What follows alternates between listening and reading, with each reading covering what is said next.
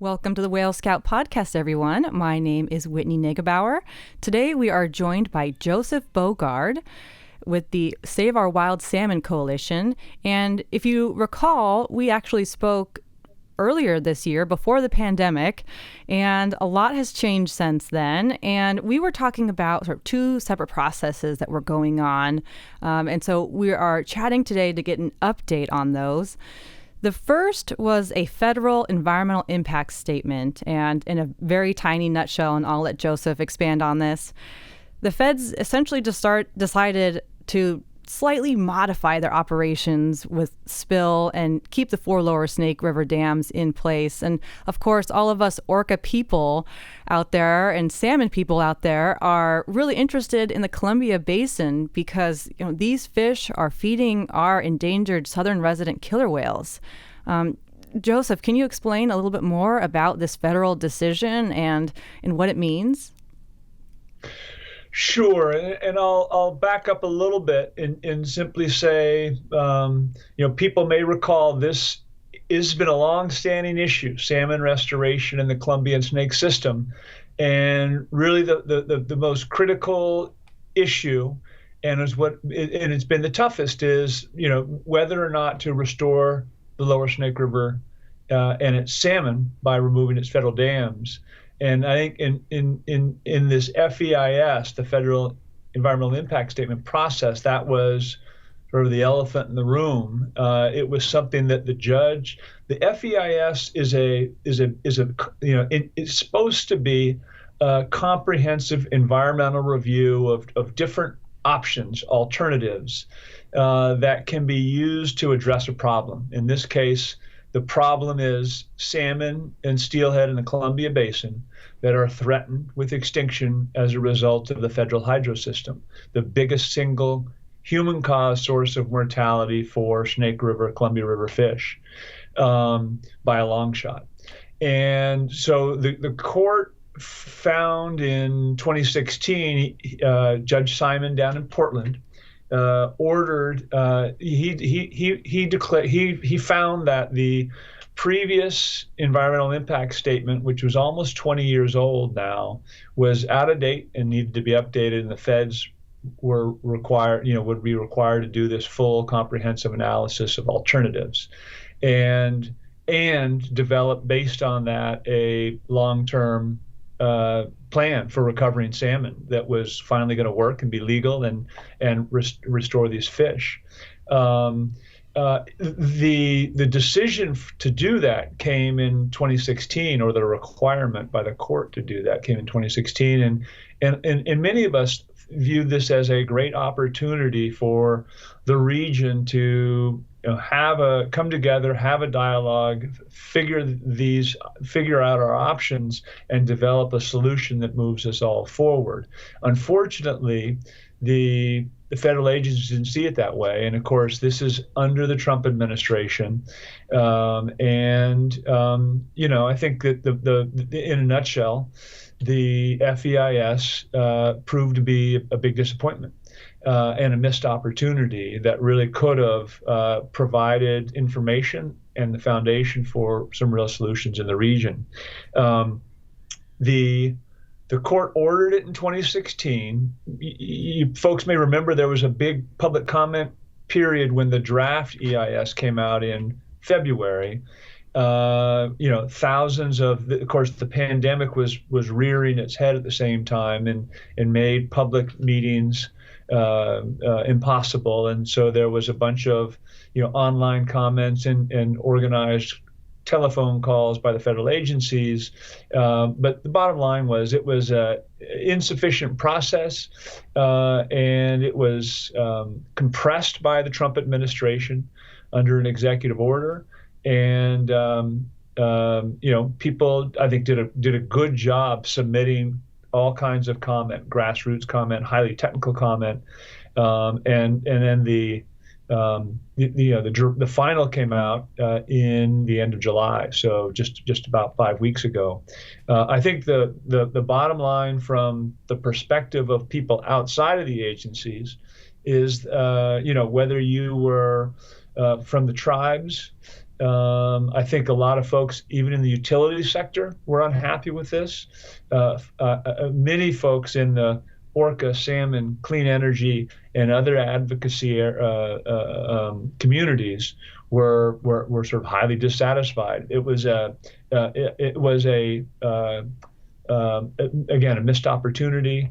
A lot of the analysis was thrown together, not comprehensive, and doesn't provide the kind of information we need to make good decisions that are that can move everyone forward in the region. To get back to the key issue that you raised, and I think I did too, is the fate of the lower Snake River dams.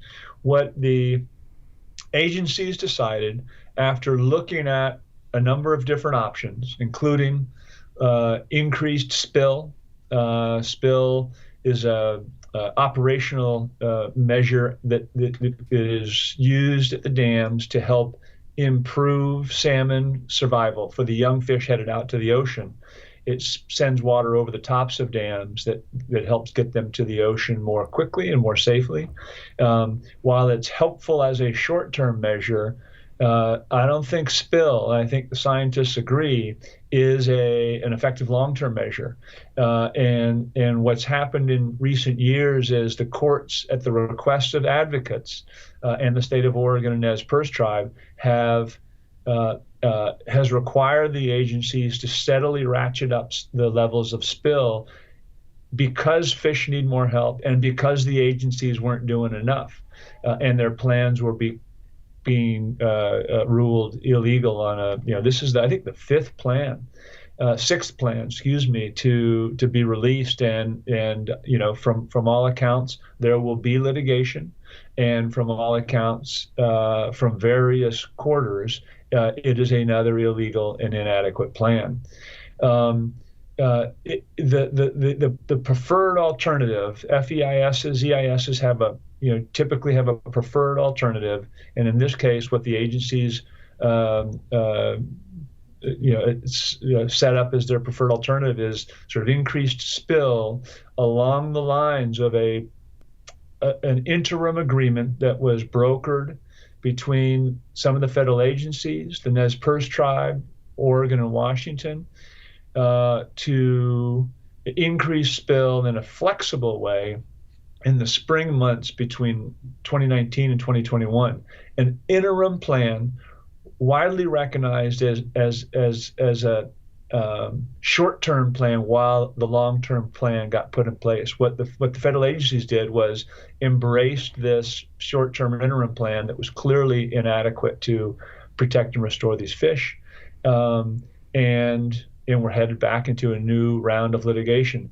There's a couple things I want to point out in what was a broadly panned FEIS process and final product. The agencies in their analysis did recognize that restoring the lower Snake River would deliver the highest benefits to critically endangered salmon in the Snake River Basin.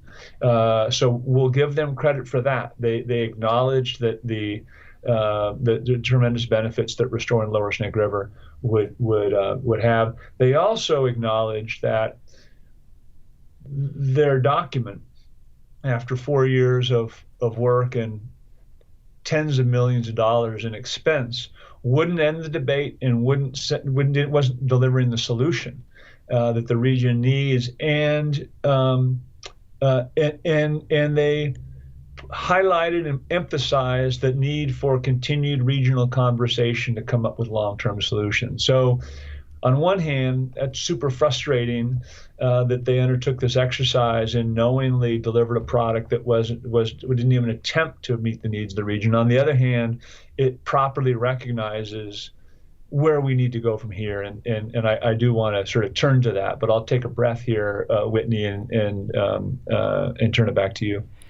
Well, yeah, I had one other question about this final environmental impact statement. Part of it was a biological opinion about the southern resident killer whales and where they fit into this larger picture. And one of the things that was mentioned there was that the amount of hatchery production sort of offset any impacts from the dams, and that, in fact, today there are more Snake River fish than in the 1960s. How do you respond to something like that? Well, there's, what was Mark Twain's phrase? There's lies, damn lies, and then there's statistics. And I think the bottom line is it's just not true. The agencies have sought for years to de-emphasize the connection between southern resident orcas and Columbian Snake River Chinook. They denied it for years until it became they could no longer do that because the scientific information was overwhelming. And now their strategy is to downplay it. Sure, they feed some of those fish, but we've done such a good job that they're doing fine, and we don't need to do any more. And I can tell you with a high level of confidence that finding on the part of the agencies will be one of many things that comes under challenge in a new round of litigation. One thing I'll point out is the Snake River Basin. I mean, there's a number of reasons why advocates, salmon, orca, and other advocates have been so focused on the Snake River Basin and the lower Snake and restoring the lower Snake River. And it's because of its recovery potential. Anywhere in the Columbia Basin, the Snake River Basin has far and away the greatest salmon restoration potential for steelhead, for summer Chinook, for fall Chinook. And then, of course, also the recovery potential is not as great, but it is essential for Snake River sockeye, which were the first salmon in the United States listed under the Endangered Species Act back in 1991. And I think Snake River sockeye are probably the most endangered salmon in the basin. The important thing for everyone to keep in mind is, we've spent as a nation and a region, we've spent over $18 billion over the last 25 years on salmon restoration activities in the Columbia and Snake Rivers, and we haven't recovered a single population. It is crazy. It's unsustainable. It's unaffordable, and obviously we need to change. And of course, your work and our work and a lot of others is aimed at that, and I think we're making progress. And I'll get back to that. Another feature of the Snake River Basin, and another reason why orca and salmon advocates in particular have been so focused on the connection between Snake River fish and southern resident orcas, is the Snake River Basin historically was, anywhere on the West Coast, the greatest producer of spring Chinook. And spring Chinook are a critical food source for southern resident orcas, because spring Chinook they're available in the winter months. They're staging at the mouth of the river in saltwater and available to orca in the winter months when very few other fish are available to eat. And historically, the southern residents have a habit of spending a bunch of time at the mouth of the Columbia River in the winter and early spring, feeding on those spring Chinook that historically, would flood into the river and be available. But because Snake River dams, that once tremendously abundant Snake River population, spring Chinook population that utilized the Snake River Basin, it has been decimated. And we get returns that are in the tens of thousands. It's about, I think this year it's about 10,000 wild Snake River spring Chinook. Hatcheries do add, some additional fish. Maybe it doubles it. I don't quite know the exact number, but the point is this is a This is a tiny fraction of what used to return to the Snake River Basin in terms of spring Chinook. And again, if those spring Chinook aren't available at the mouth of the Columbia, there just aren't that many other fish in those winter months for the orca to access, and that creates a huge bottleneck and challenge for their metabolism, reproduction, and survival.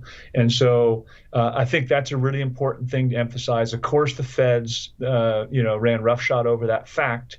There's been a number of papers, letters, statements by orca experts and scientists underscoring this critical connection. And I think it was a letter back in 2018 where orca scientists said they have a very hard time imagining protecting the southern residents from extinction without restoring the lower Snake River. So it's a critical piece of the puzzle here. It's not the only one, and some of the sort of critics or opponents of restoring the snake have said, it's not a silver bullet, and of course they're right. We need to be restoring populations of Chinook throughout the range where the orcas live across the northwest coast. But it cannot ignore or avoid the importance of restoring the lower Snake and its stocks to really fill that important nutritional dietary niche in those winter months when there's very little other fish available. So restoring the fish and protecting the orcas, really boils down to having conversations with people. And the second process that we touched on earlier this year had to do with a state-led stakeholder process. And we were sort of in the middle of that, and a final report hadn't been released yet. Where did that end, and is there a future in that sort of process moving forward? I think the answer is yes. There is progress being made in the region. And I think it's important for all of your listeners to recognize that. And for those that have been active reaching out to Governor Inslee, Governor Brown, members of Congress, we all deserve a lot of credit for moving the politics. And I'll underscore that I think everyone recognizes the great urgency facing both salmon and orca today. The way I've started thinking about it is, especially in response to the recent birth from Tahlequah of a calf, they are doing what they can. They are doing their part, and we have to do our part. And I'm including in the we our policymakers who really have the power to make the decisions and create solutions. And so I want to emphasize the urgency for action. And I want to give credit to everyone who's moved the politics. And I want to say also that, we've still got some ground to cover here. And I want to encourage everyone, maybe inspired by the new calf, and hopefully there's another one on the way from another female, to continue that pressure and the calls and the letters and the emails into Senator Murray, Senator Cantwell, Governor Inslee, and so forth.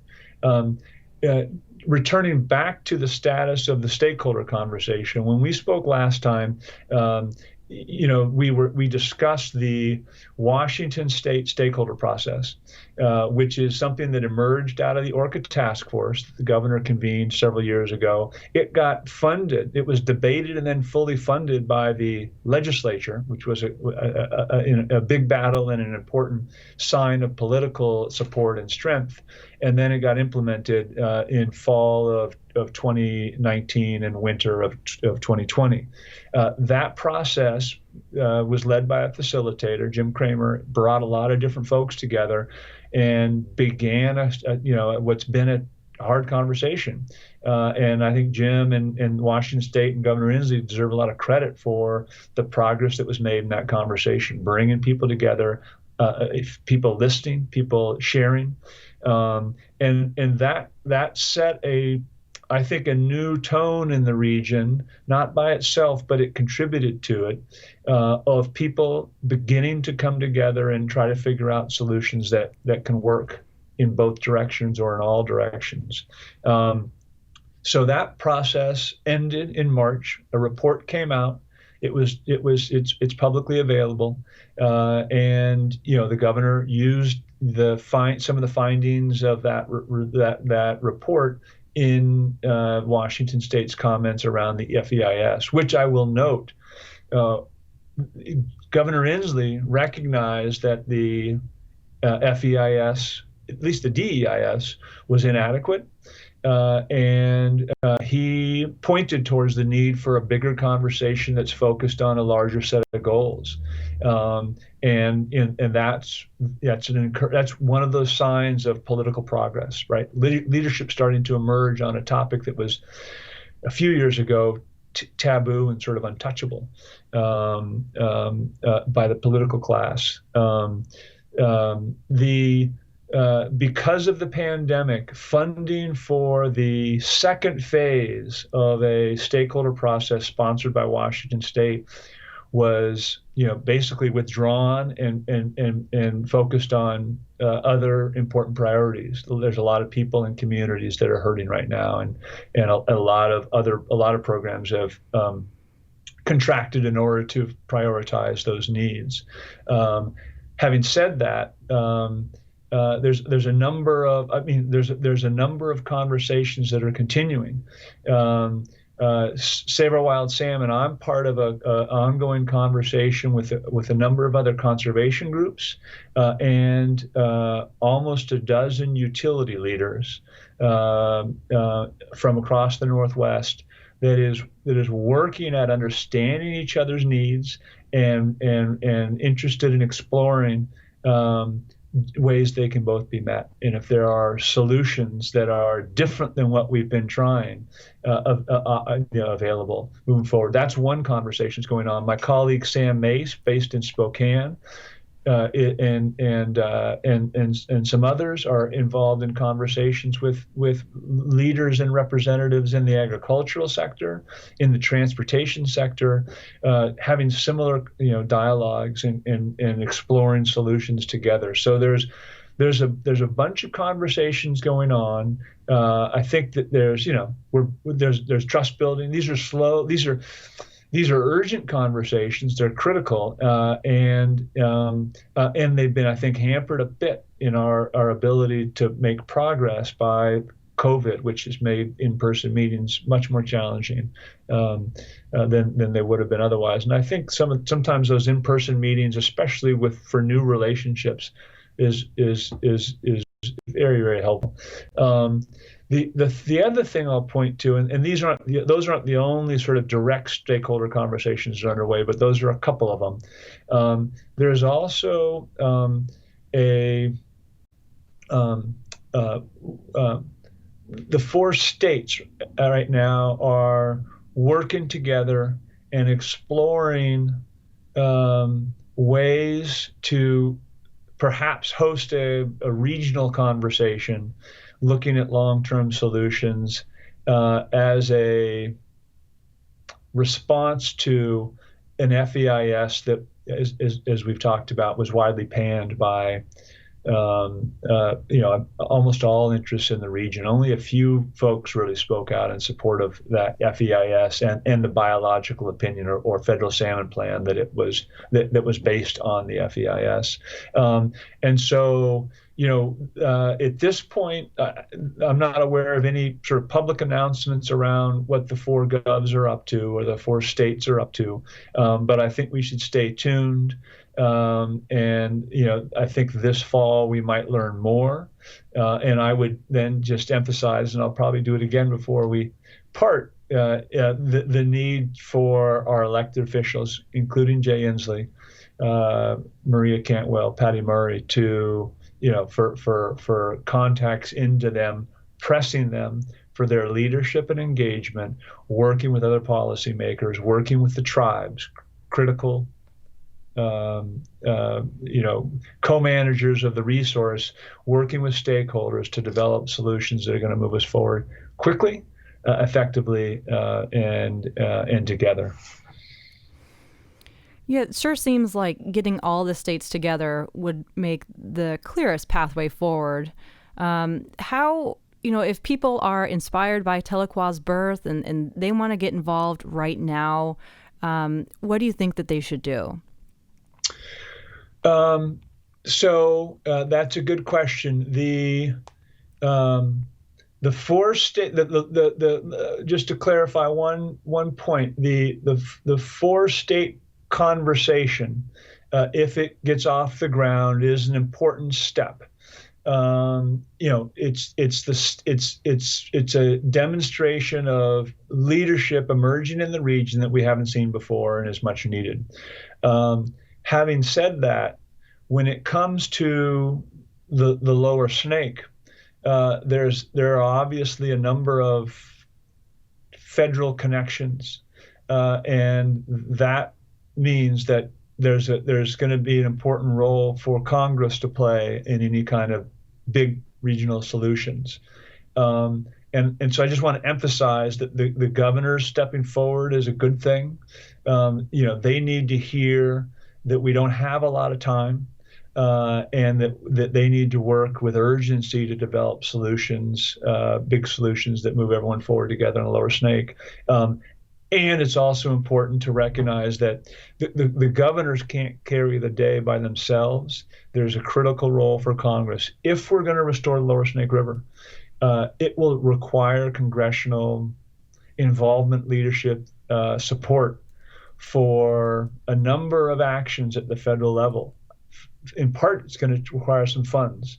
It's also going to require permission, authorities to remove the lower Snake River dams, and it's going to require some other elements. We've got to move forward in a way that doesn't leave agricultural communities that would be affected behind, or the energy system is going to need transition investments, and Congress has a role to play here. And so I think I want to emphasize that dual role. We got to get the governors moving forward and leading, and we also need Congress, and they can't sit back and wait. We need them sort of active participants because the urgency is so great. In terms of what people can do, there was a meeting recently that was reported to me with a Senate office in the region, and it was reported that salmon and orca remain in the top 4 or 5 issues that the office hears about on a regular basis. I think that's really important. And we've got to keep up that kind of contact. So people can call and write. People can also organize their family members and their friends to call and write. That's one thing that we just got to keep, I think, a relentless drumbeat on these electeds that are that we frankly need more from. The other thing that people should do, Whale Scout is a great organization. Save Our Wild Salmon is there's a number of organizations in the region that are working hard on this issue, and make sure you're on their mailing lists and keeping yourself informed on recent developments and opportunities and priorities. I think that's a really important thing. So, reaching out to electeds, organizing and educating, family members, colleagues, friends, and then supporting and getting tied into the organizations that are working so hard in the region to move this issue forward. Those are a few thoughts that come to mind.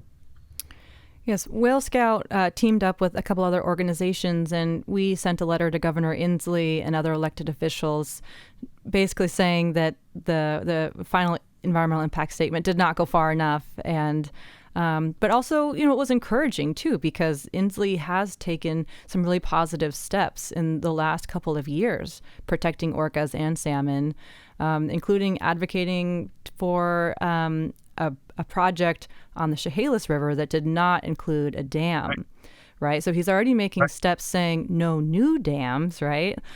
So I'm encouraged by this work going forward, and you can look at our letter on the Whale Scout website, whalescout.org, and it's a great thing to be doing while everyone is at home, writing letters and being advocates from home. If people want to learn more about the work that you are doing and other ways to get involved, where can you direct them? They can visit our website. It's www.wildsalmon.org. We've got a sign. You can sign up to receive newsletters and action alerts and other announcements. We have a webinar series that we're organizing for the month of October. There's going to be 3, with one in particular that focuses on the southern resident Orca Snake River salmon connection, and the sort of issues more broadly. So I encourage people to keep an eye on our website. Those announcements haven't quite gone out, but they probably will next week. So that's one way of people can always reach directly out to me, Joseph@wildsalmon.org. And I want to return back to something you said a moment ago, which I want to emphasize. You properly acknowledged the emerging leadership of Governor Inslee. And I think I just want to agree with you that that's true. He has covered some ground in the last several years. And we need to acknowledge that. He needs to hear that. He needs to hear thanks. And we also need to be pushing him to take the next steps because we're not where we need to be. But I do think that when our leaders start engaging and doing things that are needed, advocating for necessary policy change, it's important to give them credit and support that and call it out and thank them, as we also just need to continue to press, because we all know we're not where we need to be, and time is short for both salmon and orca. Absolutely. I will post links to those webinars and the website on the show notes today. If you would like to learn more about this issue, I encourage you to go back and listen to our previous podcast that we recorded earlier this year. We are doing video podcasts, so if you're listening to us on iTunes, check out our YouTube channel. Just go up to the search bar and search Whale Scout. And as always, please subscribe, and we will talk to you again very soon. Thank you.